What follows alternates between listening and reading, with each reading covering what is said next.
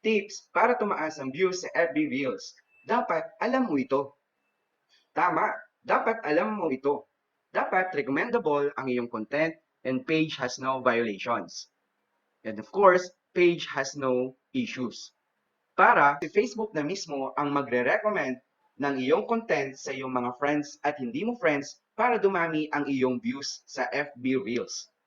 At para maging eligible ka at ma-monetize ang iyong stars, bonuses, in-stream ads, and subscriptions. At para malaman natin kung recommendable ba ang ating FB Reels, ay pumunta tayo sa ating profile. I-click natin ang Professional Dashboard. Tapos, i-click natin ang Profile Recommendation. Then after that, makikita mo na kung recommendable ba or hindi ang iyong FB Reels. Dahil si Facebook na mismo ang magre-recommend ng iyong content sa iyong mga friends at hindi mo friends para dumami ang iyong views sa FB Reels.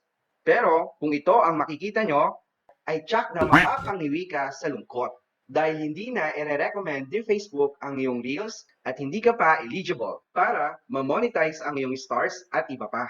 Kaya dapat tandaan, laging bisitahin ang iyong profile recommendation. Sana ay nakatulong itong video na ito para dumami ang iyong views. Paki-follow na din ang aking page. Thank you!